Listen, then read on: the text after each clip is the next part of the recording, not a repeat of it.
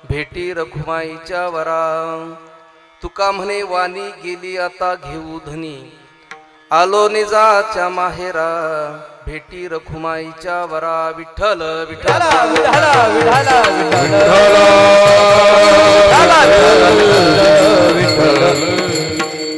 समचरण सरोजम सांद्र निलंबुदाभम जगननीत पाणी मंडनं मंडनाना तरुण तुलसी माला कंधरम कंजनेत्रम सदैय धवल हासं विठ्ठलं चिंतयामि पांडुरंगा करू प्रथम नमन जय हो दुसरे चरणा संतती हो दुसरे चरण संतती पांडुरंगा करू प्रथम नमन दुसरे चरण संतातिया हो दुसरे चरण संतातिया कृपादाने कथेचा विस्तारू बाबाची सद्गुरु दास तुका बाबाची सद्गुरु दास तुका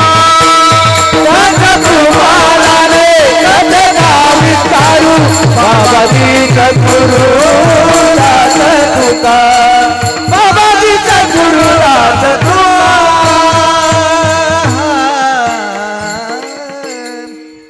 कलावज्ञे जीवो धरार्थावतारम कला कंक तेजोधि कामोधि वक्त्रम खला निश्यवादापनोदार दक्षम समाधिस्थ मूर्तिं भजे ज्ञानदेवम नमो सद्गुरु तुकया ज्ञानदीपा नमो सद्गुरु सच्चिदानंद रूपा नमो सद्गुरु भक्त कल्याण मूर्ती नमो सद्गुरु भास्करा पूर्ण कीर्ती गंगा विशुद्धं पादस्पर्शं सरोवेष्टितं चुंबितं पुण्यस्थानं सराले स्थितं तं समाधिस्थमूर्तिं नमामि गंगागिरियोगिराजं तपोज्ञान वैराग्य भक्ति स्वरूपं सदा अलंकृतं साधु संन्यास योगं मुखे यस्य वेदांत शास्त्रार्थ नितिं नमो नारायण गिरी परब्रह्म स्वरूपं नमो ज्ञानेश्वरा निवृत्ती उदारा सोपान देवा मुक्ताबाई नमो त्रिभुवन पावनी आद्यत्रय जननी देवाची ये मस्तक हे पायावरी मस्तक हे पायावरी मस्तक हे पायावरी मस्तक हे पायावरी या वारकरी संताच्या वारकरी संताच्या या वारकरी संताचा वारकरी संताचा वारकरी संताचा वारकरी मस्तक हे पायावरी या वारकरी संताचा या वारकरी संताचा या वारकरी संताचा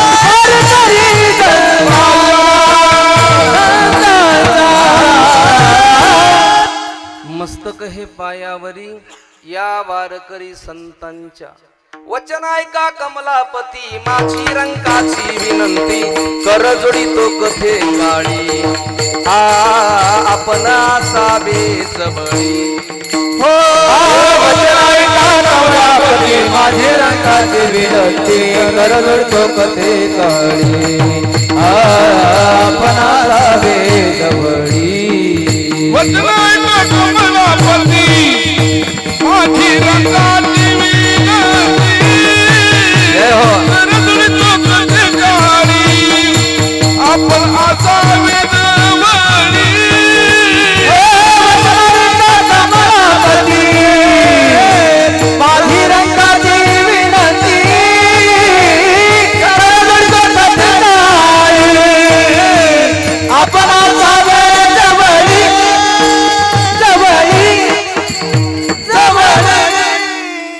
शेवट तो भला माझा बहु गोड झाला आलो निजाच्या माहेरा भेटी रखुमाईच्या वरा परममंगलमय परात्पर अखिलेश्वर अकारण करुणा वरुणालय भक्त वांछित पितांबरधारी भगवान गोपाल कृष्ण अखिल कोट ब्रह्मांड नायक राजाधिराज पंढरीश पांडुरंग परमात्मा मुक्त कैवल्य तिजुनिधी माऊली ज्ञानोबराया जगद्गुरु तुकोबराया आदिशक्ती मुक्ताई माता सद्गुरु गंगागिरीजी महाराज सद्गुरु नारायणगिरीजी महाराज गुरुवारी महंत रामानंद गिरीजी महाराज गुरुवारी महंत रामगिरीजी महाराज यांच्या चरणी साष्टांग प्रणिपात करून प्रस्तुत प्राप्त प्रसंगी चिंतन रूपी सेवेकरता निवडलेला अभंग जगद्गुरु मराठी मानावर अधिराज्य करणारा जगविख्यात साधू इंद्रायणीच्या काठावर उठलेलं भक्तीचं वादळ मानवतेचा महान नंदादीप भागवत संप्रदायाच्या वटवृक्षाला लागलेले एक गोंडस फळ आणि प्रगल्भ बुद्धिवंतांच्या बुद्धीला नवलगडणारं कोढं म्हणजे माझे जगद्गुरु तुकोबाराया अभंग जगद्गुरु तुकोबारायांचा निवडलाय. तुकोबाराया अभंगामध्ये प्रतिपादन करतात का शेवट तो भला माझा बहुगोड झाला. कारण जगद्गुरु तुकोबारायाच्या जीवनाचा जर आम्ही विचार केला तर जगद्गुरु तुकोबारायाच्या जीवनामधली परिस्थिती खूप बिकट होती नाही का. प्रपंच मोठा नव्हता होता तोही सगळा जगाला वाटून दिला होता. पण तरीही माझे जगद्गुरु तुकोबाराया म्हणतात शेवट तो भला माझा बहु गोड झाला. खऱ्या अर्थाने माझा शेवट गोड झाला तुकोबाराया म्हणतात. पण मग का शेवट गोड झाला. त्या भगवंताच्या भजनाची ताकद एवढी तयार झाली. आयुष्यभर भगवंताचं भजन केलं आयुष्यभर चिंतन केलं आणि त्या चिंतनामुळे जगद्गुरु तुकोबाराया म्हणतात आलो निजाच्या माहेरा भेटी रखुमाईच्या वरा. म्हणजे पांडुरंग परमात्म्याच्या भेटीला पंढरपुरामध्ये गेलो. निजाचं माहेर म्हणजे पंढरपूर आहे जीवाचं आणि रखुमाईचं वर म्हणजे पांडुरंग परमात्म्याची भेट झाली. आणि जगद्गुरु तुकोबाराय म्हणले मला खूप आनंद झाला खूप आनंद झाला. भगवंताचा चेहरा बघितला आणि माझं पूर्वजन्मीचं दुःख संपलं परिहार झाला अवघ्या दुःखाचा मागेला. मागच्या जन्मातलं सगळं दुःख निघून गेलं म्हणले आणि मागच्या जन्मातलं दुःख संपल्यामुळं मला इतका आनंद झाला एवढा आनंद झाला. मला पांडुरंग परमात्म्याची स्तुती करायची होती भगवंताचं कौतुक करायचं होतं. पण काय सांगू आनंदाच्या भरामध्ये माझी वाणी खुंटीत झाली. तुका म्हणे वाणी गेली आता घेऊ धनी विठ्ठल विठ्ठल विठ्ठल विठ्ठल विठ्ठल विठ्ठल विठ्ठल. श्री क्षेत्र हिंगोनी धनाड पाटील यांच्या वस्तीवरती ज्या निमित्ताने आपण सर्वच आपतेष्ट सगळे सोयरे या ठिकाणी उपस्थित झालो आहोत ते निमित्त म्हणजे कैलासवासी विनाथ चिमाजी पाटील धनाड उर्फ दादांच्या या पुण्यस्मरणाच्या निमित्ताने वर्षी श्राद्धाच्या निमित्ताने आपण या ठिकाणी बरीचशी पाहुणे मंडळी उपस्थित आहेत. कारण गेली 7 दिवसापासून या धनाड पाटील परिवाराने कारण दादांच्या या पुण्यस्मरणानिमित्त वर्ष श्राद्धानिमित्त श्रीमद भागवत कथेचं आयोजन केलेलं होतं.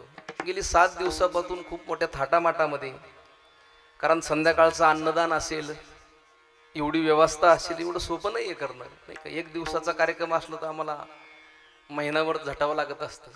पण गेली 7 दिवसापासून दादांच्या रूपाने खऱ्या अर्थाने अन्नदान ह्या परिवाराकडून घडलंय. मी अभंग मुद्दाम हा निवडला का खऱ्या अर्थाने दादाने आज म्हणायचं का शेवट तो भला माझा बहु गोड झाला नाही का. आज खऱ्या अर्थाने त्यांचा शेवट गोड झाला. कारण 7 दिवसापासून उत्कृष्ट अशा प्रकारे हा सोहळा दादांचा शेवटचा सोहळा साजरा होतोय. माणसं जन्माचे सोहळे साजरे करत असतात हो वाढदिवस साजरे करतो जन्माचे सोहळे साजरे करतो. पण खऱ्या अर्थाने मरणाचा सोहळा ज्याचा होतोय ना तो खरा भाग्यवानी. मग तो मरणाचा सोहळा खऱ्या अर्थाने आमच्या दादांचा विनोद दादांचा खऱ्या अर्थाने हा मरणाचा सोहळा झालाय. हा कोणाच्याही प्रारब्धामध्ये नसतोय. म्हणून दादांचे सर्वच मुले असतात. आमचे कारभारी अण्णा असेल रामनाथ अण्णा असेल संजूभाऊ असेल राजूभाऊ असेल कन्या असणारे आमच्या छायातरी डुकरे असतील संपूर्ण परिवार. कारण कुळी कन्यापुत्र होती जे सात्विकता याचा हरिक वाटे देवा. कारण या परिवारातील 4ही मुलांनी आपल्या दादांच्या या कार्यामध्ये कर्मकांडामध्ये कुठल्याही प्रकारची कसर ठेवली नाही. कारण त्यांच्या हातून अन्नदान खऱ्या अर्थाने घडलंय कथा असेल ज्ञानदान घडलंय नामस्मरण घडलंय. आणि दादांना मी खरं 100% सांगतो आज दादांना भगवंताच्या दरबारामध्ये मुक्ती मिळणारच यात शंकाच नाही. कारण आज दादांचा आत्मा भगवंताच्या दरबारामध्ये खऱ्या अर्थाने उपस्थित झालाय. म्हणून सुंदर असं नियोजन या परिवाराने केलंय त्यांना मी धन्यवाद देतोय. आणि या ठिकाणी आपल्या महाराष्ट्रातील नामवंत गुणीजन मंडळी उपस्थित आहेत. त्याचप्रमाणे गेली 7 दिवसापासून आपल्या परिसरचं वैभव असणारे संतोषजी महाराज दोडे सरही उपस्थित होते. प्रमाणे आज खऱ्या अर्थाने कुरकुटे अण्णाही आज आलेत. अण्णांनाही धन्यवाद देतो. त्याचप्रमाणे ज्यांनी सुंदर चाल गायली माझे मित्र संदीपजी महाराज जगताप तेही उपस्थित आहेत. दुसरे माझे ज्येष्ठ गुरुबंधू, कारण नेहमी गुरुवर्य स्वामी रामानंदगिरीजी महाराजांच्या सानिध्यामध्ये किंवा सद्गुरू नारायणगिरीजी महाराजांच्या सानिध्यामध्ये ज्यांची सेवा खऱ्या अर्थाने काही काळ घडली, आमचे गुरुबंधू राजीव महाराज डोमेही उपस्थित आहेत. त्यांनाही धन्यवाद देतो. त्याचप्रमाणे गोरख महाराज पंचमेंढे असतील, कांगोनी गावचे सरपंच आमचे धनाड पाटील असेल, त्याचप्रमाणे दिगंबर भाऊ थेटे असतील, पाठीमागं दोन्ही बाजूनं 2 चोपदार आमचे नानाभाऊ वारकर आणि इकडून चांगदेव पाटील असतील, त्यांनाही धन्यवाद देतो. आता सर्व धनाड मामा, सुनील मामा सावंत, आमचे सर्व पाहुणे मंडळी काही असेल, आमचे बाळूभाऊ असेल, खोपडीकर मंडळी असेल, त्याचप्रमाणे डोमे पाटील, सर्वच आता पाठीमागं उभे असणारे सर्व हिंगोनी, कांगोनी, खोपडीकर, काही पाहुणे मंडळी, टाळकरी, सर्वांना धन्यवाद देतो.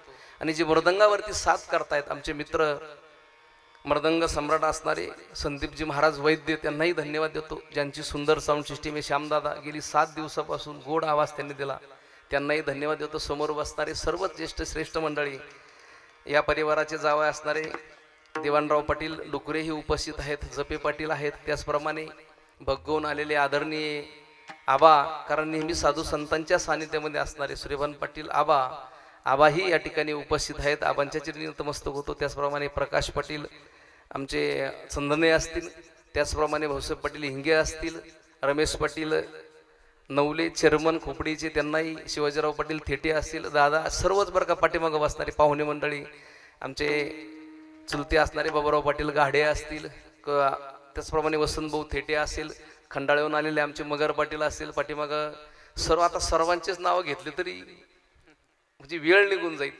म्हणून आमचे थेटे नानाही उपस्थित आहेत. समोर बसणारे आता काही पाहुणे मंडळी या ठिकाणी आलेले आहेत. शंकरराव कोकणे पाटील प्रगतशील शेतकरी टाकळीभान, तेथून तेही आलेले आहेत. त्याचप्रमाणे बबनराव पाटील सोनवणे शासकीय दूध डेअरी संभाजीनगर, त्यांनाही धन्यवाद देतो. PS शिंदे पाटील निवृत्त जिल्हा न्यायाधीश आहेत, शिंदे साहेबांनाही धन्यवाद देतो.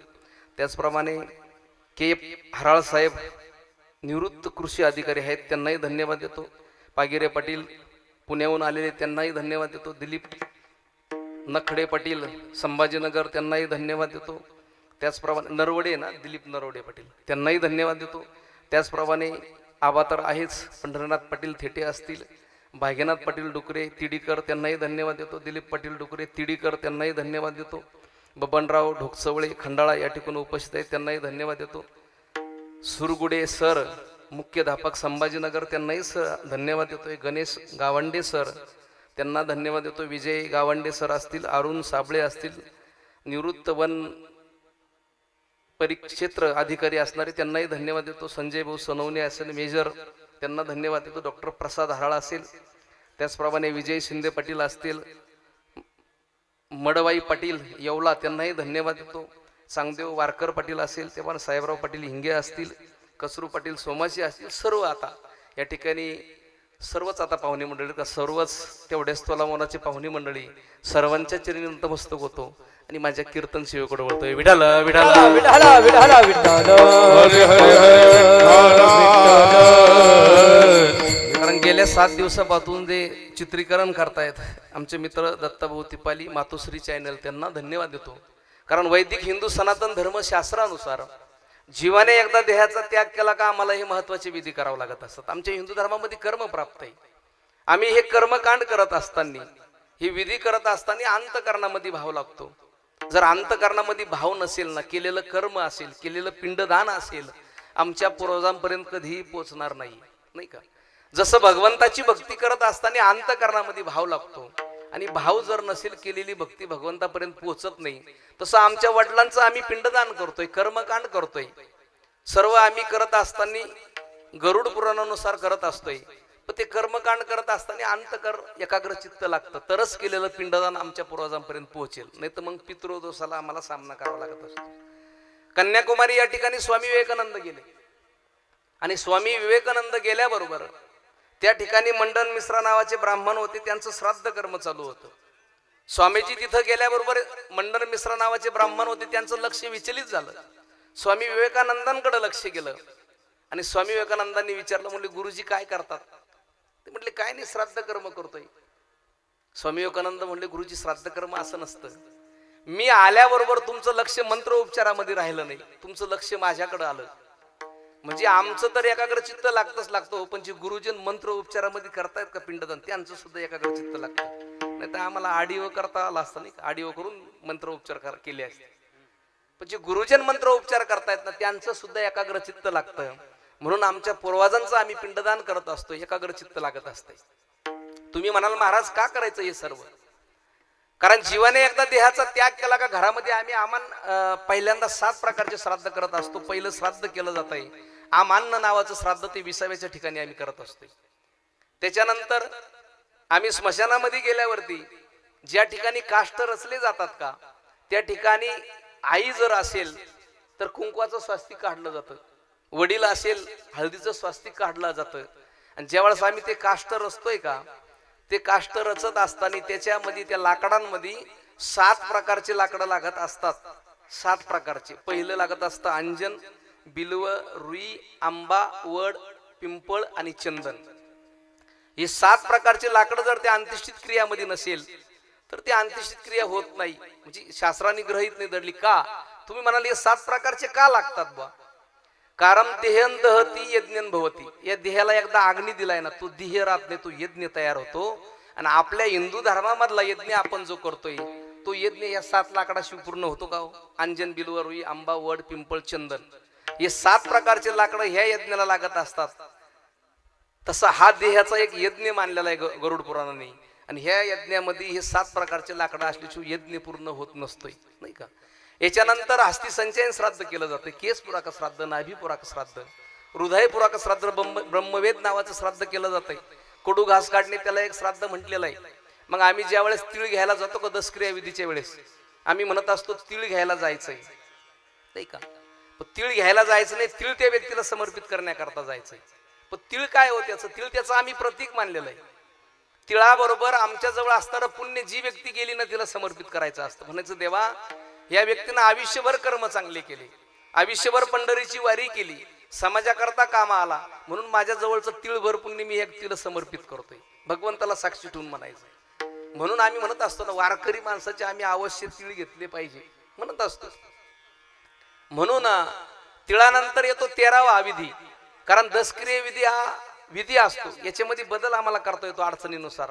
दशक्रिय विधी 5 दिवसाला करता येतो, 7 दिवसाला करता येतो. अडचणी असल्या तर 5-7 नाही तर 10 दिवसालाच करावं लागत असतं.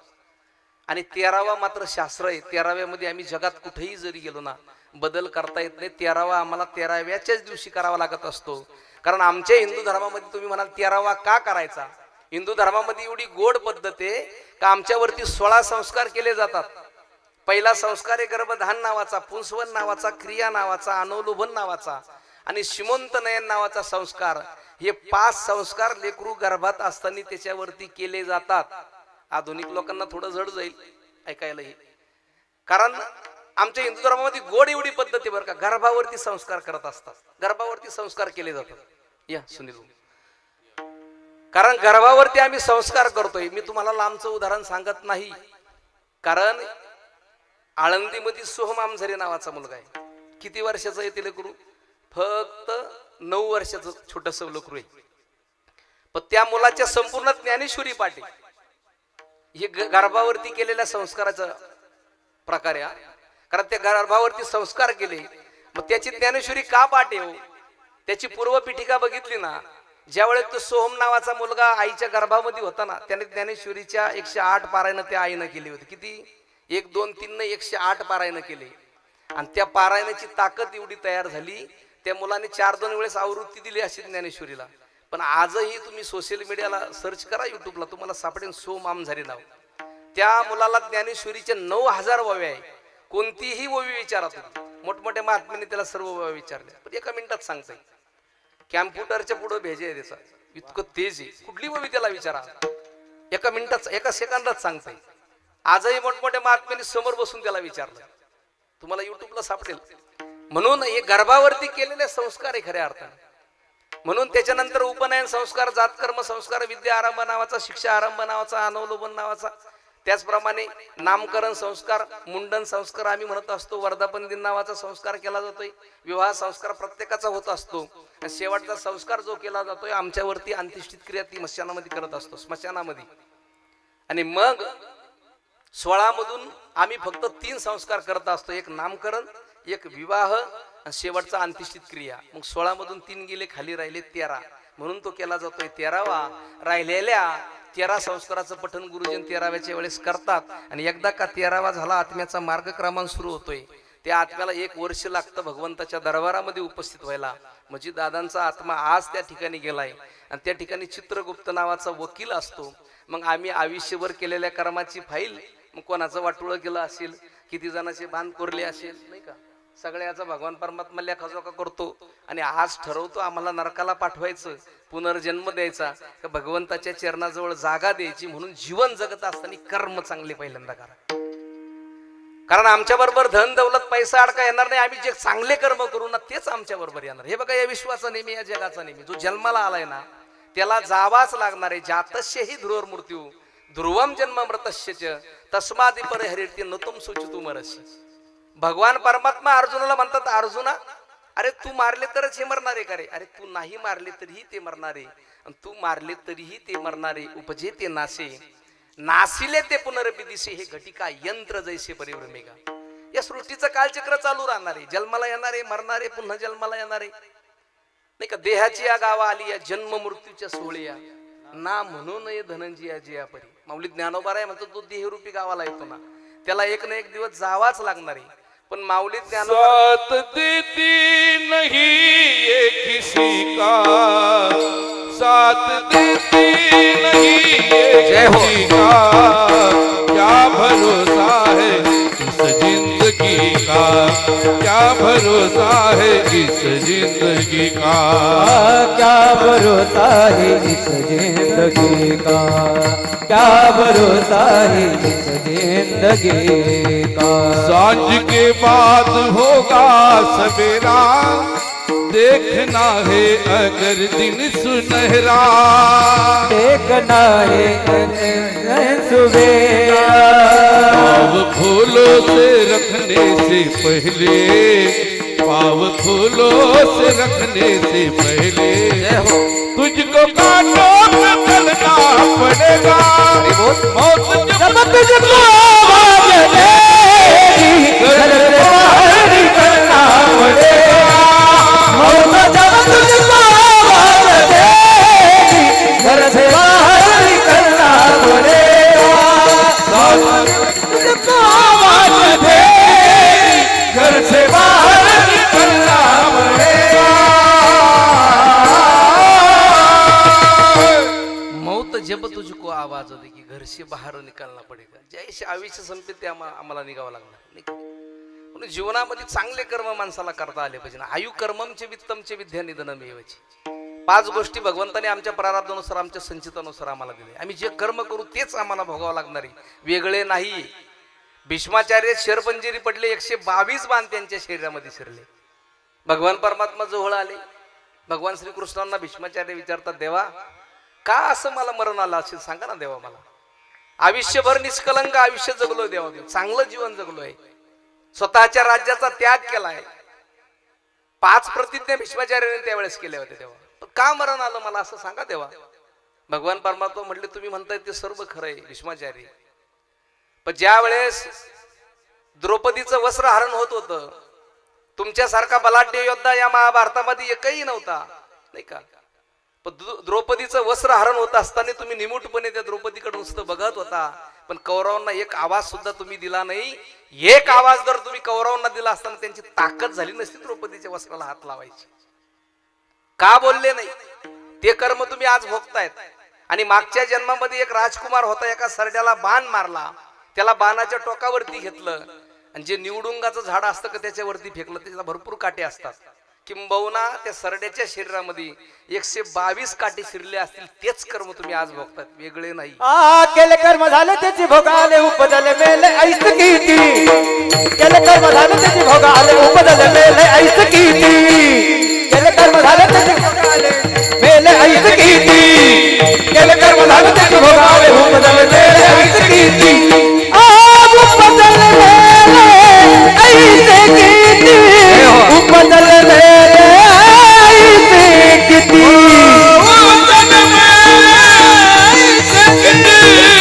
उपजले आईच किती गेले कर्म झालं त्याचे भोग आले उपजले आईच किती गेले कर्म झालं त्याचे भोग आले उपजले आईच किती गेले कर्म झालं त्याचे भोग आले उपजले आईच किती गेले कर्म झालं त्याचे भोग आले उपजले आईच किती आईच किती आईच किती टाळ्या वाजवून थोडं तुम्ही जरा गायक लोकांना तुम्ही जरा असं चेहरे पाडून बसले की कर्ज आहे का तुमच्या डोक्यावरती कर्ज माफी झाली ना आता कमून लोड घेऊन राहिली थोडं फ्रेश ऐका कीर्तन रात्री तुम्ही कथेला येऊन बघायला पाहिजे ना अशी फ्रेश असायची सगळी कथा ऐकायला म्हणून आम्हाला दुसरे कर्म नाही तेच कर्म भोगावं लागणारे वेगळे नाहीये म्हणून जीवनामध्ये जगावं ज्याला दुःखाची जाणीव असते ना त्याला सुखाची किंमत असते आपण जे दिवस काढले तिची नेहमी माणसांना जाणीव ठेवली पाहिजे सुंदर चेहरा म्हातारा होतोय बलाढ्य शरीर गळून पडतं सत्ता संपत्ती पद अधिकार हे सुद्धा एक दिवस काळाच्या ओघात निघून जाणारे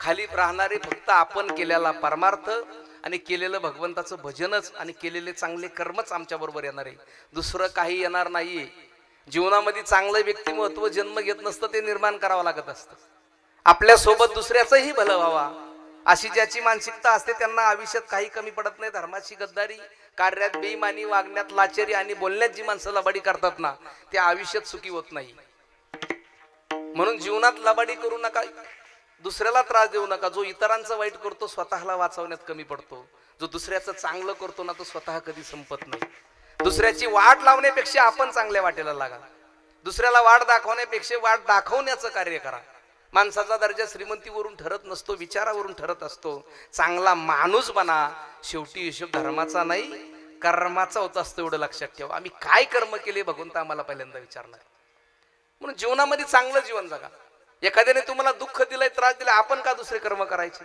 कशा करता करायचे कर्म व्याजासह त्याचा बदला घेणारे आपण त्याचं टेन्शन घेऊ नका पण आपण दुसरे कर्म करू नका जी व्यक्ती तुमच्या प्रगतीवर जळत असेल ना तिचा कधीच तिरस्कार करू नका कारण ती व्यक्ती तुम्हाला उत्कृष्ट व्यक्ती समजून जळत असते कुणी कसाही असो त्याच्याशी इतकं चांगलं वागा की वाईटातल्या वाईट माणसाला सुद्धा तुमची कॉफी करण्याची इच्छा झाली पाहिजे दुसऱ्याचं सुख पाहत असताना तो भगवान परमात्मा आमचं काहीच बिघडू शकत नाही फक्त दुसऱ्याच्या दुःखामध्ये दुःख मानायला शिका दुसऱ्याच्या सुखामध्ये सुख मानायला शिका खऱ्या अर्थाने हाच माणसाचा जन्म आहे भगवंताने गीतेमध्ये एखाद्या देवाची स्तुती केली नाही मानवता हा धर्म खऱ्या अर्थाने सांगितलाय आम्ही दुसऱ्याबरोबर बोलत असताना कसं बोललो पाहिजे कसं वागलो पाहिजे चांगलंच बोललो पाहिजे म्हणून कर्म करत असताना विचार करा आम्हाला वाटत असेल आमच्या कर्माला कोणी बघत नाही आम्ही कर्म करतोय पण आमच्या कर्माला 13 साक्षीदारी पृथ्वी जल अग्नी वायू आकाश तुमचं मन तुमची बुद्धी अहंकार चंद्र सूर्य तारे या दिशा आणि हृदयामध्ये असलेला परमात्मा मग किती डिलीट करा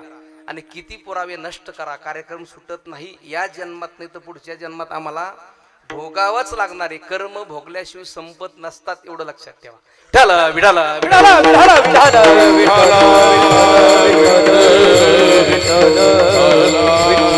म्हणून हे नासक गुस्त शरीर जाणार आहे एक दिवस जाणार आहे हाडामासाचा बनलेला हा देह हा जास्त हे आपल्या सुद्धा हातामध्ये नाहीये नाही का शरीर जर आपल्या हातात असतं तर आपण केस पांढरे होऊ दिले असते का आबा कधीच नसते होऊ दिली ते आपल्या हातात नाही आयुष्य चालू राहणार आहे आपल्या हातात काहीच नाही फक्त चांगलं जगणं हे आपल्या हातात एवढं मात्र नक्की चांगलं जीवन जगा कारण श्रीमद भागवत कथेच्या दुसऱ्या स्कंदामध्ये ज्यावेळेस आत्मदेव ब्राह्मणांचा मुलगा धुंदुकारी व्यसनाधीन झालाय दुःखी झाले ते पण गोकर्ण नावाचा मुलगा बापाला म्हणत होता बाबा काय बसली या प्रपंचाला धरून ज्यावेळेस मुलगा नव्हता त्यावेळेसही तुम्ही दुःखी होता प्रपंच भरपूर प्रॉपर्टी होती आणि आज मुलगा दिलाय जगाच्या मालकाने पण तो व्यसनाधीन निघलाय तुम्हाला मारतोय नाही का तुम्हाला त्रास देतोय काय उपयोगी म्हणले त्याच्यापेक्षा जा तीर्थयात्रा करा म्हणले देहस्थितम आसरुधिरे अभिमतम त्वजात्वम जाया सुता दिसु सदा ममतम युमोचम पश्यानीशम जगधिदम क्षणभंगनिष्ठम वैराग्य राग रसिको भव भक्तिनिष्ठम देहास्थितम मासरुधिरे हा देह हाडामासाचा बनलेला आहे तीर्थयात्रा करा म्हणते. म्हणून जीवनामध्ये धन दौलत आमच्या बरोबर येणार नाही, पैसा अडका आमच्या बरोबर येणार नाही, नाही का. या धनाचा न धरी विश्वास, जैसी सरोवर छाया, याता याती न चुके तरी तू भोगशील काया. हरी भजन विने तुझे जन्म जाती वाया, या लागी वैकुंठनाथा तू चिंती पार पाया. ओम नमो भगवते वासुदेवाया. सर्व सुखाची या आशा जन्म गेला, शनयक मुक्ती यज्ञ नाही गेला. आयुष्य जर आम्ही धनाच्या पाठी, आम्हाला भगवंत भेटणार नाही, नाही का. धन आमच्या बरोबर येणार नाही, पण आयुष्यभर त्याचं चिंतन केलं तर भगवंत नक्की आम्हाला दर्शन देईल. नाही भगवंताला दर्शन देव पण संत तर नक्की आम्हाला भेटतील ना चिंतनामुळे. म्हणून संतांच्या सहवासामध्ये राहा. आम्हाला जर वाटत असेल आमच्या प्रपंचामध्ये आम्हाला सुख मिळावा, तर माझ्या माऊली ज्ञानोबरायाने सुंदर अशी ज्ञानेश्वरी आम्हाला दिली. हे सुखाचं साधन आहे जीवनामध्ये. ज्याला समाधान हवंसं वाटतंय ना, त्यांना माझ्या माऊली ज्ञानोबरायाच्या ज्ञानेश्वरीचे 4 वयवाचा जीवनामध्ये समाधान मिळेल. साधना आम्हाला माऊली ज्ञानोबरायानं दिले, पण त्याची किंमत आम्हाला कळती का हो? कधीच कळत नाही.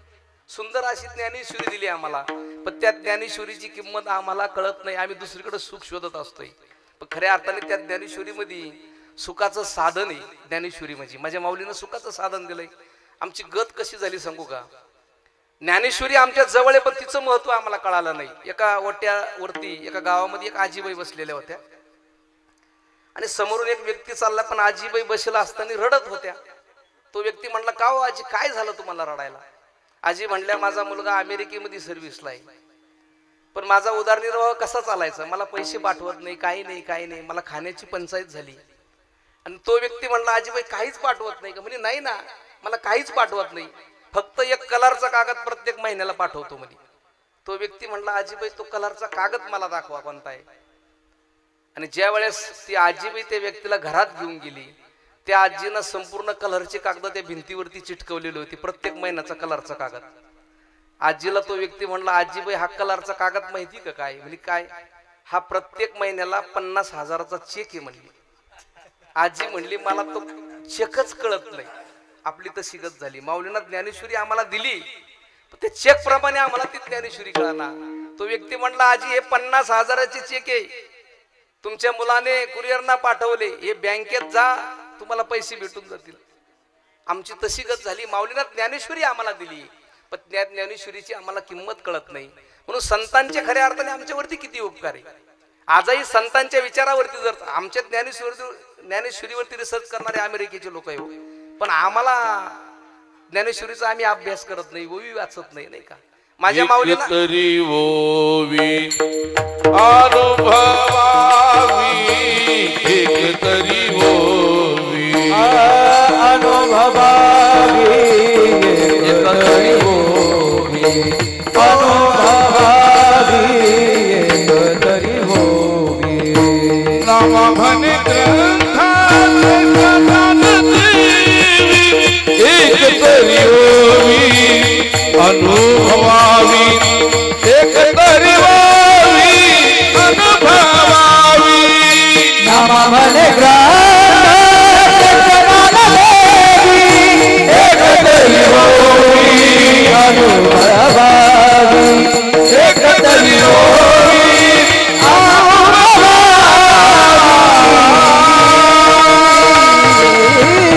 एक तरी ओवी अनुभवे, नाही का. कारण माझ्या माऊलीनं 750 वर्षापूर्वी सांगून ठेवलंय हो, पाण्यापासून वीज तयार होती. कधी सांगितलं माऊलीनं? 750 वर्षापूर्वी. आम्हाला कळलंय कधी? नाही कळलं. तरी उदकाचे ने आवेशे, प्रगटले ते जंजिशे, विजू माझे असे सलील काही. माऊली म्हणतात, उदक म्हणजे पाणी, पाण्याला जर आवेशे म्हणजे गती, पाण्याला जर आम्ही गती दिली ना, प्रगटले जंजिशे म्हणजे त्याच्यातून वीज निर्माण होते. माऊलीनं कधी सांगितलं? 750 वर्षापूर्वी ज्ञानेश्वरीमध्ये आजही लिहिलेलं आहे. आम्ही त्याचा अभ्यास केलाय का? नाही. तो अभ्यास कुणी केला? लाईटचा शोध कुणी लावलाय? अमेरिकेचा शास्त्रज्ञ थॉमस अल्वा एडिसन नावाचा. त्याने मला वाटतंय 1879 ला तो शोध लावलाय. थॉमस अल्वा एडिसनने लाईटचा शोध त्यांनी लावलेला आहे. किती वर्ष झाले? 145 वर्षापूर्वी त्यांना लाईटचा शोध लावला. आणि माझ्या माऊलीनं 750 वर्षापूर्वी ज्ञानेश्वरीत लिहून ठेवलंय. आम्ही त्याचा अभ्यास करत नाही. आमच्या ज्ञानेश्वरीवरती दुसरे लोक रिसर्च करणार आहे. संतांचे विचार असा एक विषय असा एक नाहीये का,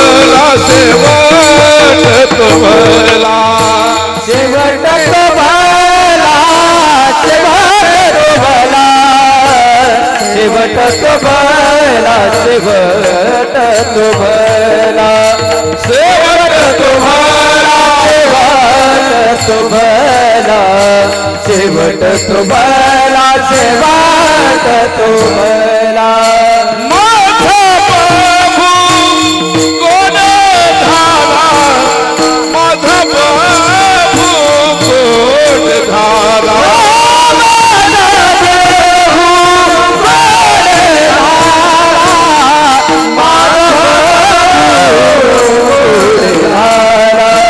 आलो निजा मायरा हो आलो निजा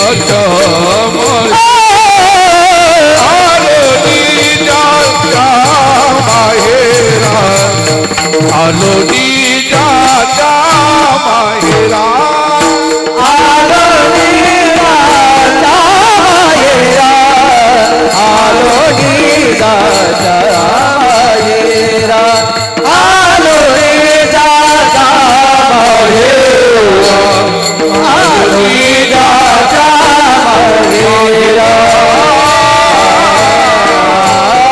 जायरा जगद्गुरु तुकोबाराय म्हणतात शेवट तो भला माझा बहु गोड झाला. एक आत्ताच या ठिकाणी श्री क्षेत्र बाबुळगाव गंगाचे राम मंदिराचे ट्रस्टीचे अध्यक्ष असणारे आमचे विजूभाऊ कुंजीर या ठिकाणी उपस्थित आहेत. त्यांच्याकडेही रामनवमीचा उत्सव चालू आहे, रामायण चालू आहे, तरी वेळात वेळ काढून या ठिकाणी आले, त्यांनाही धन्यवाद देतो. विठाला विठाला. विठाला विठाला विठाला. कारण जीवनामध्ये शेवट गोड व्हावा असं वाटत असेल तर आयुष्यभर माणसांनी कर्म चांगले केले पाहिजे, जीवन चांगलं जगलं पाहिजे. हे बघा, जीवनामध्ये माफी मागून छोटं बा, खोटं बोलून जीवनात कधी मोठं होऊ नका. आम्हा धन कमवलं म्हणजे माणूस धनवान होता असं नाही हो. खरा धनवान तोच असतो ज्याच्याकडे चांगले विचार आहे, नेक व्यवहार आहे, चांगले संस्कार आहे, तोच खरा धनवान असतो. दुसऱ्याला देण्याकरता आमच्याकडे काही नसलं तरी चालेल, पण दुसऱ्याला आम्हाला सन्मान तरी देता आला पाहिजे. कारण जीवनामधली सुगंध देणारी अगरबत्ती जर एकदा संपली तर खाली फक्त राख उरणारे, त्या राखीचा पुन्हा कधी सुगंध येणार नाही. त्याचप्रमाणे या देहामध्ये जोपर्यंत जीव आहे ना तोपर्यंतच आपला सुगंध दरवळत राहील. एकदा जीव निघून गेला रे गेला का खाली फक्त राख उरणारे, त्या राखीचा पुन्हा कधी सुगंध येणार नाही. विज्ञानाच्या जोरावरती, तंत्रज्ञानाच्या जोरावरती माणसाला किती प्रगती करू द्या, पण नियतीनं मांडलेला डाव आणि नियतीने ठरवलेला शेवट, त्यालाच म्हणतात मरण, हे कधीच चुकणार नाही, एवढं लक्षात ठेवा. या विश्वामध्ये येताना आमच्याबरोबर देह असतं, नाव नसतो, नाव नसतं. आणि हे विश्व सोडताना माणसाबरोबर फक्त नाव असतं, देह नसतो. देहाचं रूपांतर नावात करण्याच्या प्रवासाला खरं आयुष्य म्हटलेलं आहे. ज्याला नाव करायचं ना त्याला आयुष्यभर चांगले विचार मनामध्ये धारण केले पाहिजे.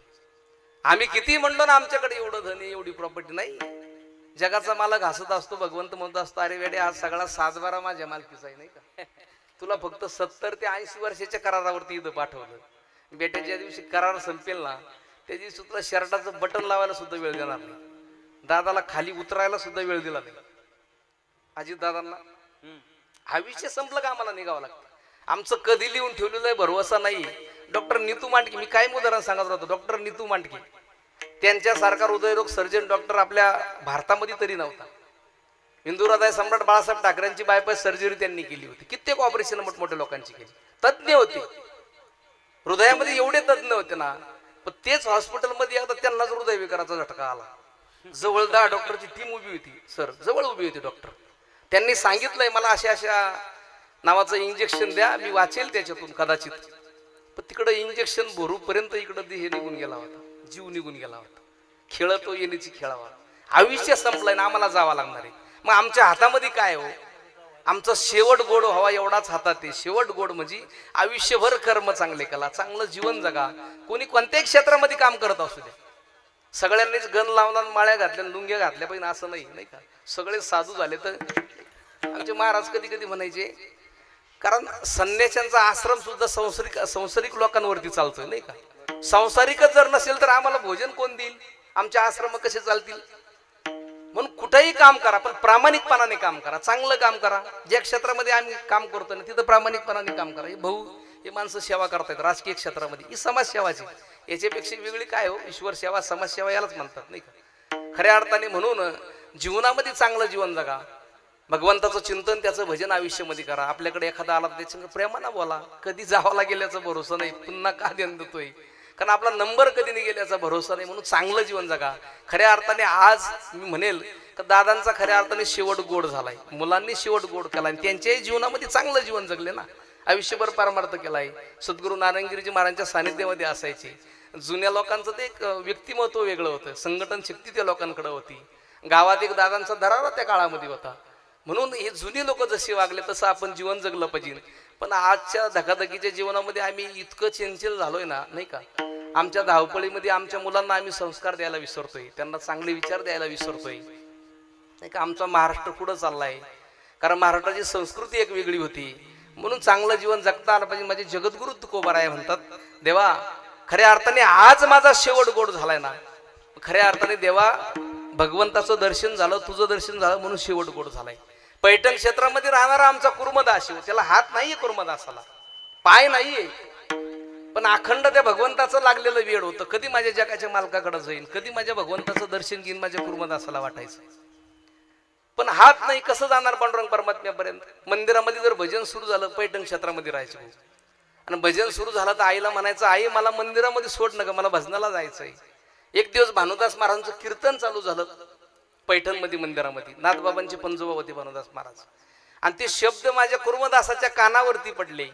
आणि कुर्मदास आईला म्हटलं, आई मला मंदिरामध्ये सोड नका, मला कीर्तनाला जायचंय. आई म्हणली, बाळा तू 22 वर्षाचा झाला रे, तुला हात नाही कुर्मदासा, पाय नाही. मी 70 वर्षाची झाली कुर्मदासा, नाही तुझं वजं उचलत रे मला. आता किती दिवस तुझं वजं उचलू सांग ना. नाही होत रे कुर्मदासा, मी नाही करू शकत, आता थकून गेले रे मी, माझे पाय दुखतात, माझे हात दुखतायत. आणि मग कुर्मदास म्हटला, आई तुला पहिल्यांदा त्रास देतो, पुन्हा म्हणजे शेवटचा त्रास देतो, पुन्हा आयुष्यात तुला त्रास देणार नाही, एकदा मला मंदिरात सोड. आणि त्या आईनं माझ्या कुर्मदासाला मंदिरामध्ये सोडलंय. आणि कीर्तन चालू होतं, कीर्तन संपलं, सगळी लोक झोपायला निघून गेले. माझा कुर्मदास त्या मंदिरामध्ये एकटा पडलेला आहे. भानुदास महाराजांनी कुर्मदासाला बघितलं. कुर्मदासा आज घरी का नाही गेला कुर्मदासा तू? कुर्मदास म्हणत होता, महाराज मला घरी नाही जायचं. मग महाराज सकाळी दिंडी पंढरपूरला जाणार आहे ना, मला सुद्धा पंढरपूरला यायचंय. महाराज म्हणले, कुर्मदासा तुला हात नाही. जुन्या काळामध्ये पंढरपूरला जाण्याकरता काही साधनाची व्यवस्था नव्हती, पै पै जावं लागायचे, स्वतःचे बोजे स्वतःच्या खांद्यावरती घ्यावा लागायचे. भानुदास महाराजांना कुर्मदास म्हटला, महाराज तुम्ही फक्त हो म्हणा, बरोबर येतोय. आणि संतांच्या शब्दावरती विश्वास ठेवला. माझा कुर्मदास पंढरीच्या वाट्यानं निघाला, पण कधी रात्री 12 वाजता निघाला. पण चालायचा कसा? पोटाने खरकत खरकत निघाला हो. त्याला हात नाहीये, पाय नाहीये. पांडुरंग परमात्म्याची लागलेली ओढ होती, कधी माझ्या जगाचं मालकाचं दर्शन घेईन, कधी माझ्या पांडुरंग परमात्म्यापर्यंत जाईल. आणि खरकत खरकत निघालाय. आणि दिवसभर रात्रभर चालायचा. सकाळी ज्या गावात जाईल त्या गावात जाऊन सांगायचा का पाठीमागून भानुदास महाराजांची दिंडी येते, त्या दिंडी करता भोजनाची व्यवस्था करून ठेवा. माझा कुर्मदास अखंड 24 घंटे त्या रस्त्याने चालत होता. असं करता करता 10 दिवस चालला. पंढरपूर जवळ असणारं लोहळ गाव लागतंय, आणि त्या गावामध्ये मारुतीच्या मंदिरामध्ये कुर्मदास विवळत पडला. पाठीमागून भानुदास महाराजांची दिंडी आली, आणि आल्याबरोबर भानुदास महाराजांनी कुर्मदासाला बघितलं. कुर्मदासा आज पुढं का नाही गेला तू? कुर्मदास सांगत होता, महाराज माझ्यामध्ये त्राण नाही राहिला हो, पांडुरंगाचं दर्शन होईन असं मला वाटत नाही. पालथा झोपलेला कुर्मदास होता. माझ्या भानुदास महाराजांनी त्याला उतन केलं ना, माझ्या कुर्मदासाच्या पोटाला कातड सुद्धा शिल्लक राहिलं नव्हतं, खरडून खरडून मांस सुद्धा शिल्लक राहिलं नव्हतं. रक्त भंबाळ झालेलं पोट भानुदास महाराजांनी बघितलं. डोळ्यात पाणी आलं. कुर्मदासा, अरे भगवंताच्या भेटीसाठी शरीराची एवढी अवस्था करून घेतली, नुसते हाडं माझ्या कुर्मदासाचे दिसत होते. आणि भानुदास महाराजांना कुर्मदास म्हणत होता, महाराज जगाच्या मालकाला माझा एक निरोप देता का? एवढा करा उपकार, सांगा देवा नमस्कार. पांडुरंग परमात्म्याला माझा नमस्कार सांगा. भानुदास महाराजांनी जगाच्या मालकाची विनंती केली, आणि माझ्या कुर्मदासासाठी भगवान परमात्मा समोर येऊन उभा राहिलाय. 2 मिनिटांमध्ये कुर्मदासाचा प्राण जाणार आहे. पोटाला मांस शिल्लक राहिलं नव्हतं, रक्तबंबाळ झालेलं पोट होतंय. जगाचा मालक पुढे येऊन उभा राहिला. आणि भानुदास महाराजांनी पांडुरंग परमात्म्याला बघितलं. कुर्मदासाला म्हणतात, कुर्मदासा डोळे उघड रे कुर्मदासा. कुर्मदासा बघ, अरे समोर कोण उभय बघ, तुझे बघ बघ डोळे उघड. माझ्या कुर्मदासाने कसे बसे डोळे उघडले. पांडुरंग परमात्म्याला बघितलं, ढायमुकलून रडायला लागला. देवा माझ्याकरता इथपर्यंत आला का रे तू? देवा काय दिलं रे मध्ये मी तुला? काहीच देऊ शकलो नाही. मला हात नाही देवा, पाय सुद्धा नाही. आयुष्यात तुझ्या दर्शनाला मी येऊ शकलो नाही. 22 वर्षाचा होईपर्यंत तुझ्या दर्शनाची इच्छा करत होतो, पण देवा हात नाही रे. शेवटी निश्चय केला का तुझं दर्शन घ्यायचंय. आयुष्यभर फक्त मुखाने नामस्मरण केलंय आणि नामस्मरणाची ताकद एवढी तयार झाली तेव्हा तू माझ्यापर्यंत आलाय. भगवंताने माझ्या कुर्मदासाचं मस्तक असं मांडीवरती घेतलंय आणि कुर्मदासाला म्हणतात, कुर्मदासा तुला हात देऊ का रे, पाय देऊ का, तुझं पोट व्यवस्थित करून देऊ का कुर्मदासा, म्हणजे माझ्या वारीला येशील. कुर्मदास म्हणत होता, देवा मला काहीच लागत नाही देवा, ज्याच्या मांडीवरती माझा प्राण जातोय ना देवा, तो जगाचा मालक आहे. किती भाग्य आहे देवा माझं. देवा हे भाग्य दशरथ राजाच्या सुद्धा प्रारब्धामध्ये नव्हतं देवा. माझ्या प्रारब्धामध्ये जगाचा मालक मांडी घालून बसलेला आहे आणि तुमच्या मांडीवरती माझा प्राण जाणार आहे. माझ्या कुर्मदासाने भगवंताकडे काहीच मागितलं नाही, ना दौलत, ना पैसा, ना शरीर. देवा एकच काम कर देवा, काहीच देऊ नको मला. तुका म्हणे जीव भाव देवा पायी, ठेवू निया काही न मागत. खरा भक्त जर असेल भगवंताकडे काहीच मागत नाही. माझ्या कुर्मदासाने भगवंताच्या मांडीवरती देह ठेवला आणि त्या कुर्मदासाने खऱ्या अर्थाने म्हणावा, शेवट तो भला नाही का माझा बहु गोड झाला. खऱ्या अर्थाने माझा आज गोड झाला, बहु शेवट गोड झालाय. तेच माझे जगद्गुरु तुकोबाराय म्हणतात, पंढरपुरामध्ये गेलो, पांडुरंग परमात्म्याचं दर्शन झालं आणि खऱ्या अर्थाने माझ्या जीवनामध्ये माझा शेवट गोड झालाय. आणि शेवट गोड झाल्याबरोबर तुकोबाराय म्हणतात, पंढरपुरामध्ये गेल्यामुळे खऱ्या अर्थाने माझा शेवट गोड झालाय.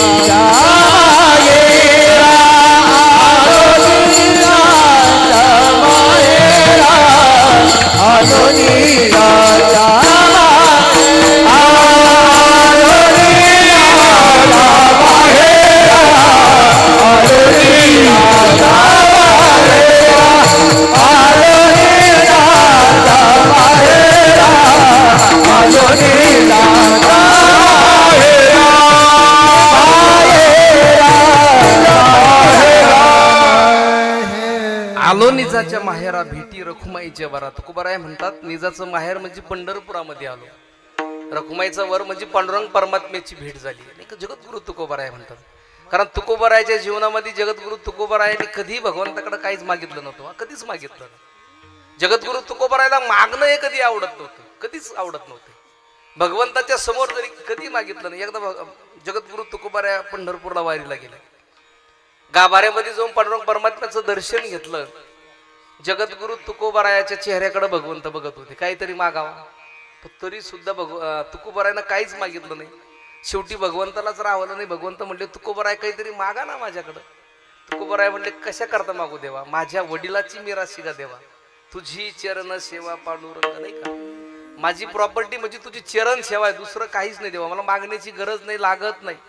कारण तुकोबारायाच्या खऱ्या अर्थाने जीवनामध्ये विश्वंभर बाबापासून त्यांची पिढी होती, 8 पिढ्याचा परमार्थ होता. पण कधी भगवंताकडे त्या परिवाराने काही मागणे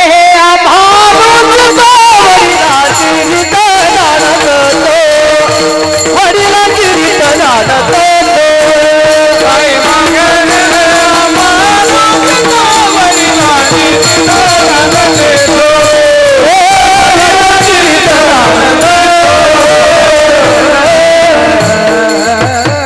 काही मागणे आम्हा अनुचित नाही का, वडिलाची रीत जाणव तशी.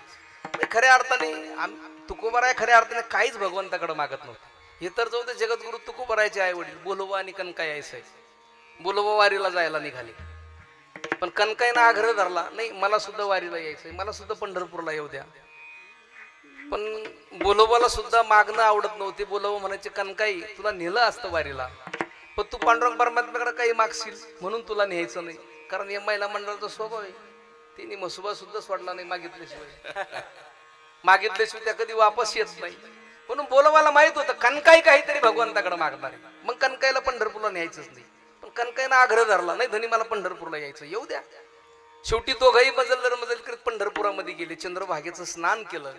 पुढं बोलोबा चालत होते, पाठीमागं कनकाई आई साहेब होत्या. आणि बोलोबा पांडुरंग परमात्म्याच्या मंदिरामध्ये शिरल्याबरोबर जगाच्या मालकांनी खाली बघितलं.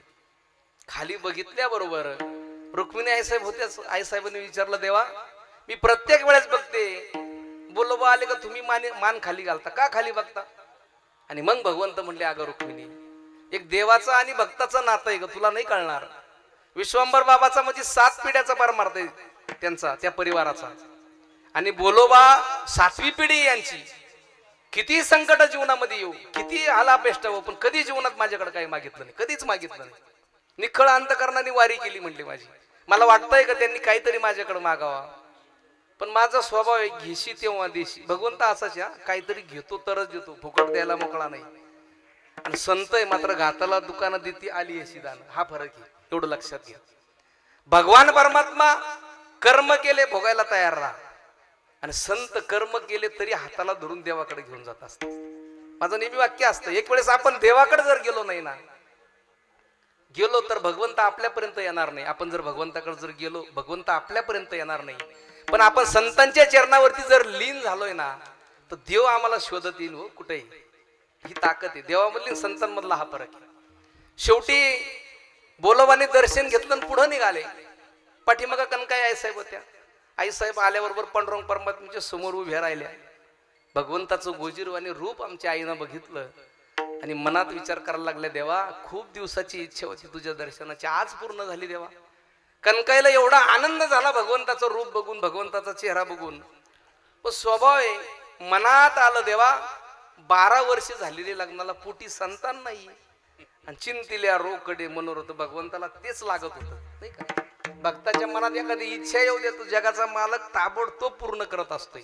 मागण्याची गरज नाहीये भक्ताला. जे खरे भक्त नाही मग त्यांना मागावं लागतं, विहिरीला पाणी दे, मुलगा होऊ दे, हे होऊ दे, नाही का. खऱ्या भक्ताला मागण्याची गरज नाही.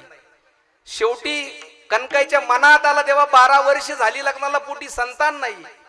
भगवंत लगेच तथास्तु म्हणले. ते शब्द माझ्या बोलोबाने पुढे ऐकले. बोलोबाने तिथूनच आवाज दिला, कनकाई तुला म्हटलं होतं ना पांडुरंग परमात्म्याकडे काही मागू नका, का मागितलं कनकाई, कशा करता मागितलं? आणि मग कनकाई म्हणे, नाही हो धनी मी काहीच मागितलं नाही. मग भगवंत तथास्तु कस काय म्हणले? कनकाई म्हणे, हो भक्त माझ्या मनात आलतो. अगं का मनात येऊ दिलं?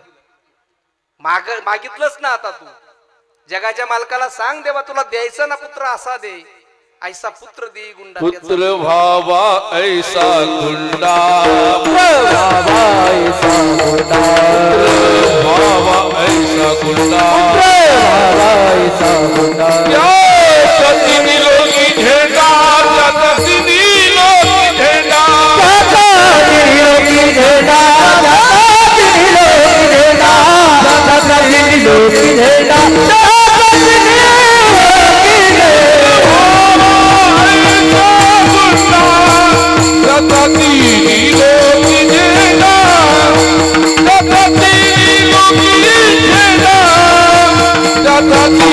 लोकी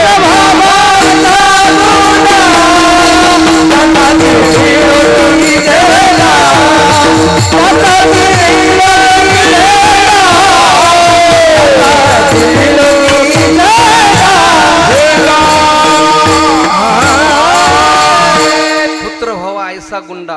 गुंडाचा अर्थ गुंडा घेऊ नका. तुकोबरायचे शब्द आहे. पुत्र व्हावा आयसा गुंडा, त्याचा तिन्ही रुकी झेंडा. गुंडा म्हणजे एक ओळख बुवा. प्रत्येक तिन्ही स्वर्ग, पाताळ आणि मृत्यू. ती माझी जगद्गुरु तुकोबरायासारखा मुलगा कणकाईनं मागून घेत नाही. मागायचंच जर असेल भगवंताकडे एकच मागा, देवा धन दौलत पैसा अडका देऊ नको, पण आमच्या पोटी होणारी संतान चांगली जन्माला घाला. माझ्या बोलोवाना आणि कणकाई आईसाहेबांनी जगद्गुरु तुकोबरायासारखा मुलगा मागून घेतला. हिची दान देगा देवा तुझा विसर नाही का.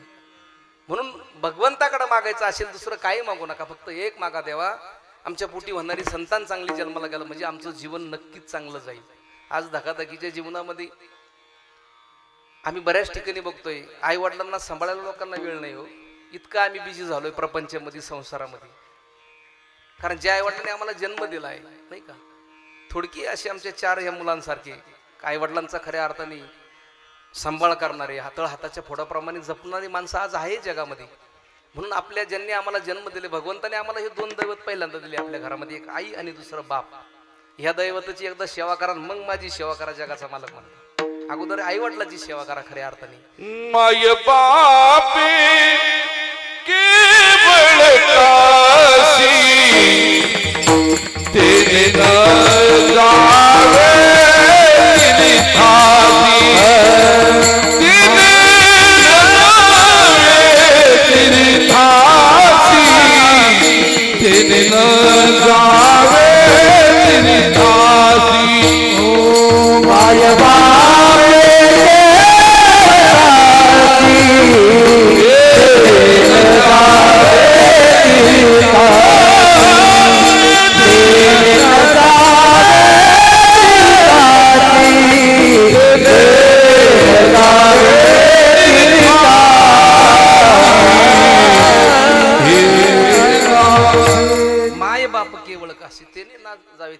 नाही का. म्हणून ज्यांना वडिलांच्या झेडलेल्या टाचा, आईचा फाटक्या साडीतला संसार ज्यांनी बघितला ना, मला तरी वाटतं त्याला कुठल्याही मोटिवेशनची गरज पडत नाही त्याच्या जीवनामध्ये. लागलेली भूक, नसलेला पैसा, मिळालेली वागणूक जे शिकून जाते ना, त्या जगातली कुठली डिग्री शिकू शकत नाही. भरपूर मोठे वावग जग जिंका, पण ज्यांनी आम्हाला जन्म दिलाय, ज्यांनी आम्हाला आधार दिलाय, त्यांना जीवनात कधी विसरू नका. माणसाचे कपडे स्वच्छ असो नसो, मन स्वच्छ असलं पाहिजे. स्वच्छ कपड्याची स्तुती लोक करत असतात आणि स्वच्छ मनाची स्तुती परमेश्वर करत असतो, एवढं लक्षात ठेवा. चांगले कर्म करणारा माणूस जगद्गुरु तुकोबरायाच्या गाथेप्रमाणे असतो. कोणी किती बुडवण्याचा प्रयत्न केला, बुडत नाही, उलट तरुण जात असतो. म्हणून चांगलं जीवन जगा. माणसाचे विचार चांगले असले पाहिजे. विचाराचं स्टँड जर मजबूत असेल तर माणूस बिघडत नाही. रामायणामध्ये 2 पार्ट असे होते, एक बिभीषण आणि दुसरी काही. रावणाच्या राज्यात राहून सुद्धा बिभीषण कधीच बिघडला नाही, आणि रामाच्या राज्यात राहून सुद्धा काही कधीही सुधारली नाही. सुधारणे आणि बिघडणे विचारावरती अवलंबून असतं. विचाराची दिशा बदला, आयुष्य ऑटोमॅटिक बदलणार, हे लक्षात घ्या. म्हणून चांगलं जीवन जगा. जगद्गुरु तुकोबराय म्हणतात, पंढरपुरामध्ये गेलो, जगाच्या मालकाचं दर्शन झालं आणि माझं पूर्वजन्मीचं सगळं दुःख संपलंय. परिहार झाला, परिहार झाला, परिहार झाला, परिहार झाला, परिहार झाला, परिहार झाला,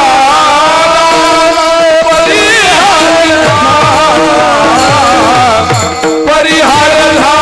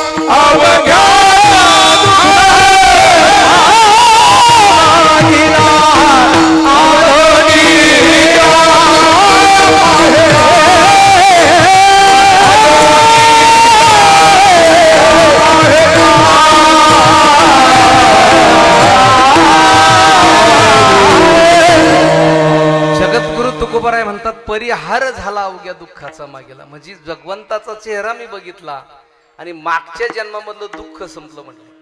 मग ह्या जन्मात जर भगवंताला आपण बघितलं तर आपलं पाप राहीन का हो ह्या जन्मातलं? राहणारच नाही. अहो ते भगवंताला जर आम्ही बघितलं आमच्या दृष्टीनं, माणूस माणूस म्हणून शिल्लक राहत नाही. भगवंताला जर आमच्या दृष्टीनं आम्ही बघितलं तर काम, क्रोध, लोभ, मद, मत्सर, अहंकार एका मिनिटात जळून पडून जाते. आणि ज्याच्या अंगात देव येतो त्याचं काय मग? जगद्गुरु तुकोबाराने त्याचं खंडन, हे सगळं स्वतःने म्हटले. अंगात येणं देव, अहो हजारो वर्षी साधू संतांनी तपश्चर्या त्यांच्या अंगात यायला नाही आला तो, यांच्या अंगात कसं काय येतो? तुकोबाराने खऱ्या अर्थाने खंडन केलंय. हे थोडं अंधश्रद्धेचा भाग म्हटलेला आहे. कारण तुकोबाराय म्हणतात आमच्या दृष्टीने जर आम्ही भगवंत बघितलं तर माणूस माणूस शिल्लक राहत नाही. माणसाचं सगळं निघून जातं. काम, क्रोध, लोभ, मद, मत्सर, अहंकार सगळं एका मिनिटात जात आहे. माणूस आपण माणूस हेच त्याला कळत नाही भगवंताला जर दृष्टीनं बघितलं. रामायणामधला छोटा प्रसंग तुम्हाला सांगतोय. ज्यावेळेस वाली सुग्रीवाचं युद्ध चालू होतं, युद्ध चालू असताना भगवंतानी काय केलं, झाडाच्या आडून बाण त्या वालीला मारला. वालीला बाण मारल्याबरोबर वाली धारातीर्थ पडला आणि जमिनीवरती वाली कोसळला. त्याला भगवंताचा बाण लागला श्रीरामचंद्र प्रभूंचा. आणि त्यावेळेस तो भगवान परमात्मा वालीच्या समोर आले. आल्याबरोबर वाली बोलायला लागला, देवा तुम्ही मला चोरून का बाण मारला सांगा ना मला देवा. कारण मला हे राज्य मी सोडून चाललो देवा याचंही मला वाईट वाटत नाही. माझ्या बायको मुलाला सोडून चाललो देवा याचंही मला वाईट वाटत नाही. पण देवा तुम्ही जो मला बाण मारलाय ना, चोरून बाण मारल्यामुळं तुमच्या रघुकुलाला कलंक लागला म्हटले. वाली भगवंताला म्हणतो तुमच्या रघुकुलाला कलंक लागला. भगवंत म्हणले अरे आता मला तत्वज्ञान शिकू राहिला. आतापर्यंत त्या सुग्रीवाच्या पत्नीचं अपहरण केलंय, आयुष्यभर नको नको तसा जीवनामध्ये वागलाय आणि तिनं आयुष्यभर वागत आला आणि काल माळ घातली आज पंचती करू राहिला. आज ब्रह्मज्ञानाच्या गोष्टी करतो का रे वाली? इतके दिवस कुठे गेलता आणि तिनं वागत होता तोपर्यंत, आणि आता म्हणतो का तुम्ही चोरून बाण मारला तुमच्या रघुकुलाला कलंक लागलाय, गप्पा आणतोय म्हणे. आणि मग वालीचं उत्तर एवढं गोड आहे तेवढं घरीच घेऊन जा. वाली म्हणला देवा खरं सांगू का, जेव्हा तुम्ही मला बाण मारला तोपर्यंत मी तुम्हाला बघितलेलं नव्हतं, तुमचा चेहरा बघितला नाही, तुम्हाला बघितलं नाही. पण ज्यावेळेला तुमचा राम बाण मला लागला मी जमिनीवरती कोसळलोय. पण देवा तुम्ही माझ्या समोर आलात आणि तुमचं गोजीरवाणी चेहरा, तुमचं रूप मी बघितलं. माझ्या दृष्टीनं तुम्हाला बघितल्याबरोबर माझ्यामधलं काम, क्रोध, लोभ, मद, मत्सर, अहंकार एका मिनिटात जळून पळून गेले. त्याच्यामुळे मी ब्रह्मज्ञानाच्या गोष्टी करायला लागलो. म्हणजे भगवंत जर दृष्टीनं बघितलं तर माणूस माणूस म्हणूनच शिल्लक राहत नाही. तुकोबाराय म्हणतात देवा तुमचं रूप मी बघितलं आणि मागच्या जन्मामधलं दुःख संपलंय. मला इतका आनंद झाला, एवढं समाधान वाटलं का तुमची स्तुती करायची होती, तुमचं कौतुक करायचं होतं. पण देवा काय सांगू, माझी वाणी खुंटीत झाली. शेवटचं आ तुका म्हणे वाणी, तुका म्हणे वाणी, आ तुका म्हणे वाणी, तुका म्हणे वाणी, आ तुका म्हणे वाणी, आ तुका म्हणे वाणी, तुका म्हणे वाणी, तुका म्हणे वाणी. गेली आता घेऊ धनी, गेली आता घेऊ धनी, हे आलो निजाच्या माहेरा, आलो निजाच्या माहेरा, आलो निजाच्या माहेरा, आलो निजाच्या माहेरा. गेली आखे उधनी, गेली आखे उधनी, आलो निजाच्या माहेरा, आलो निजाच्या माहेरा, आलो निजाच्या माहेरा, आलो निजाच्या माहेरा. राजावरा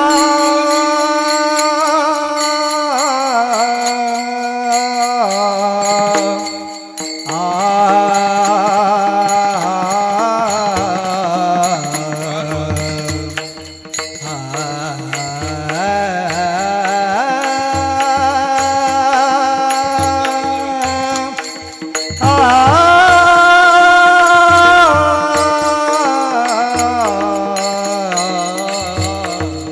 आलो निजाच्या माहेरा माहेरा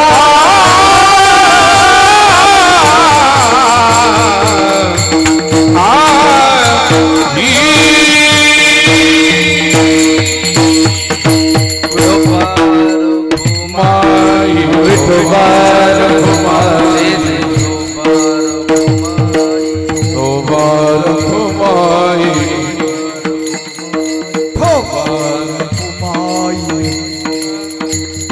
विठोबार कुमारी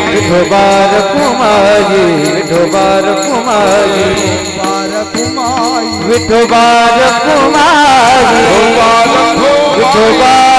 कुमारी विठोबार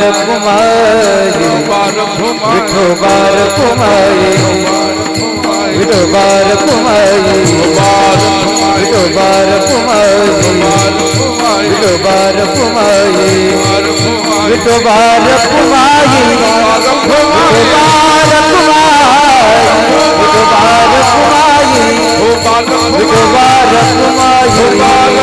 विठोबार कुमारी विठोबार कुमारी विठोबार कुमारी विठोबार कुमारी रकुमाई विठोबार कुमारी हरि जय जय हरि जय जय जय जय विठोबार कुमारी जय जय विठोबार कुमारी विठोबार घुमाई जय जय गोपाल घुमाई हरि जय जय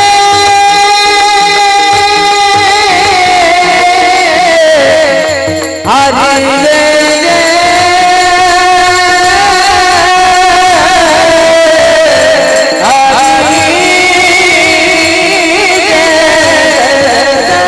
विठोबार कुमारी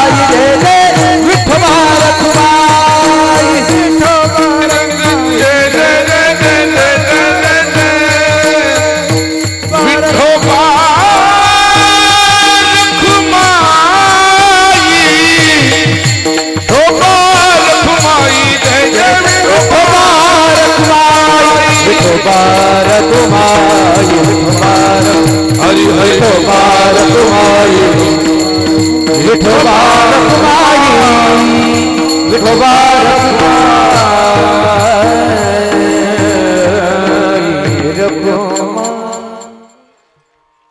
तुका म्हणे वाणी गेली आता घेऊ धनी आलो निजाच्या माहेरा भेटी रखुमाईच्या वरा. ज्या निमित्ताने आपण या धनाड पाटील वस्तीवरती उपस्थित राहिलो ते निमित्त म्हणजे कैलासवासी विनोदनाथ चिमाजी पाटील धनाड उर्फ दादांच्या या पुण्यस्मरणाच्या निमित्ताने वर्ष श्राद्धाच्या निमित्ताने आपण सर्वच या ठिकाणी उपस्थित आहात. गेली 7 दिवसापासून खऱ्या श्रीमद भागवत कथेचं सुंदर अशा प्रकारे आयोजन या परिवाराने केलं. त्यामधील आमचे कारभारी अण्णा असेल, रामनाथ अण्णा असेल, आमचे संजीवभाऊ असेल, राजूभाऊ असेल आणि त्यांची कन्या आमची छायाताई डुकरे असतील. हा परिवार सुसंस्कृत परिवार आहे. एक दादांनी खऱ्या अर्थाने चांगला परिवार घडवला आहे. गेली 7 दिवसापासून एवढा उत्सव ते साजरा करतात. खऱ्या अर्थाने दादाचा हा शेवटचा काळातला उत्सव त्यांनी खूप आनंदाने केला आहे. प्रसंग तसा दुःखाचा आहे, पण शेवटचा काळ तो आनंदामध्ये या परिवाराने खऱ्या अर्थाने आणि आनंदामध्ये आम्ही हा उत्सव करतो, अन्नदान करतोय, नामस्मरण करतोय ना, याचा आनंद सुद्धा दादांना स्वर्गामध्ये वाटत असेल. कारण याच्या इतका आनंद दुसरा कोणताच नाही. नामस्मरणा इतका आनंद जीवनामध्ये दुसरा कोणता नाही.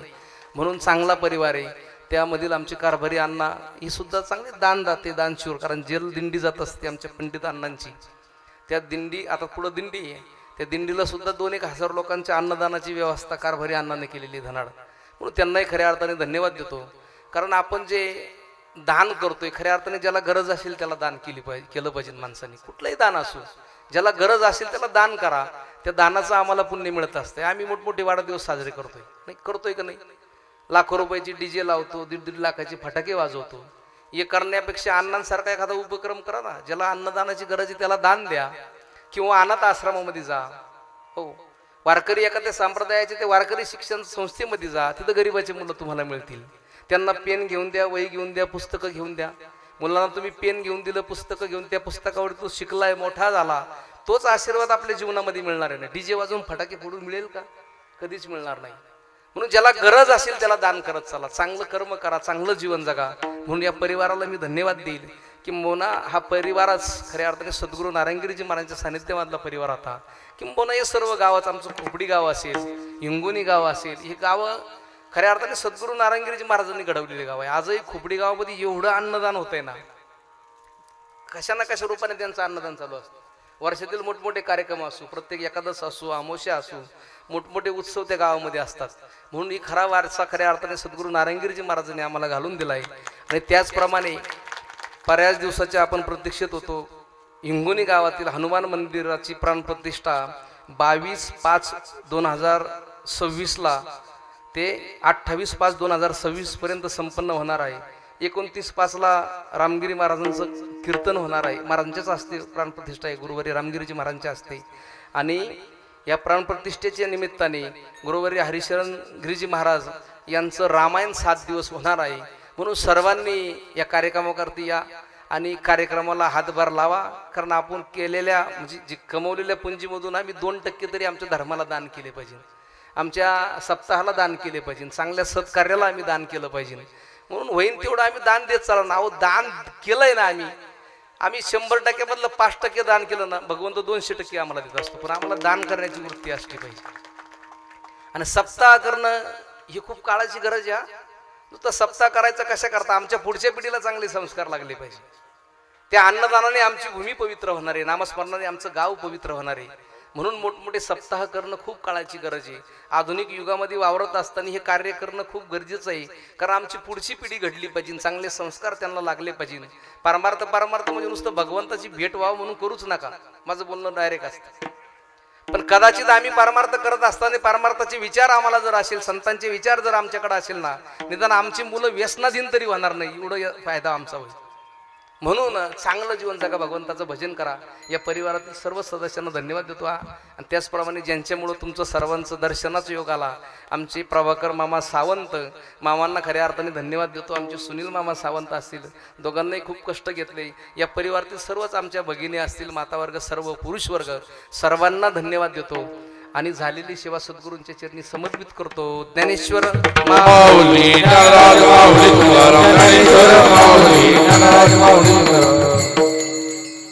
बोलिलेले कुरी बेडे वाकडे उत्तरे करा क्षमा अपराध महाराज तुम्ही शुद्ध करविली तैशी केली कटकट वाकडी कधी देवजाने सद्गुरू गंगागिरीजी महाराज, सद्गुरू नारायणगिरीजी महाराज, गुरुवारी महंत रामगिरीजी महाराज, रामानंद गिरीजी महाराज यांच्या चरणी सेवा समर्पित करतो. आणि सेवेला पूर्ण विराम देतो. विठ्ठल जय जय विठ्ठल जय विठ्ठल जय हरी विठ्ठल. हा हा बोलिले कुणी बेटे वाकुणी उत्तरे क्षमा करा महाराज तुम्ही हे नाही विचार